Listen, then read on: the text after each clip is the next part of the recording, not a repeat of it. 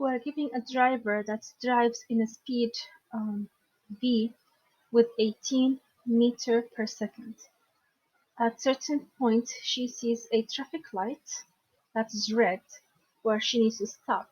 She was at a position 20 meter away from the traffic light. The question is, will she be able to stop within this 20 meters or not? So we are giving that the car can accelerate or actually deaccelerate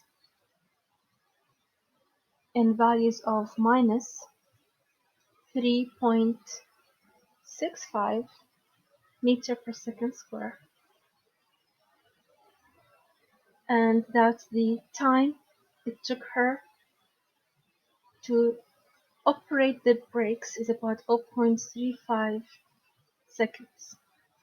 So she's initially at this position, she sees traffic light to operate the brakes, and now at this position here the brakes are fully operated, and it's still at V initial is 18 meter per second, and her final and V final gonna be 0, surely.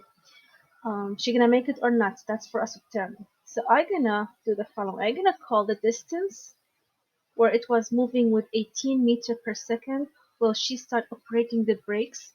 I'll call that delta x1. And when the brakes operated, this means the system start to deaccelerate and the speed is slowing down. I'll call this distance delta x2. So really we need to find delta x1, add that to delta x2 and see if it's 20 meter or not, all right, to be able to answer the question. So in the first distance, delta x1, the speed was constant and the time it took is given to us by 0.35. So let's write here 18 meter per second times the 0.35 seconds. And this delta x will lead a value to 6.3 meter. Now for the other part, the system was deaccelerating. This means I can use the kinetic equations. So V final square, which is 0, equal V initial square plus 2a delta x2, because that's delta x2 when the system is having an acceleration. I'll work out delta x first. Algebraically, so V final square minus V initial square over 2a. And when we substitute the numbers, we get V final is 0, gonna stop, and the initial speed is 18 meter per second, don't forget the square,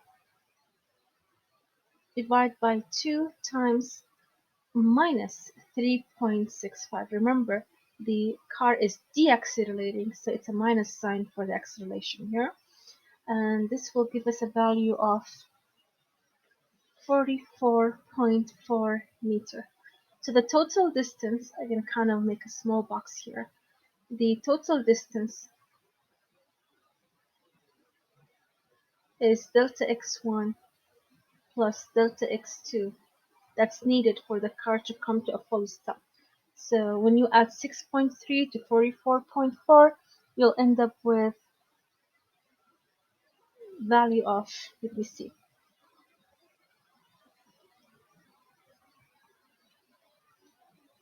50.7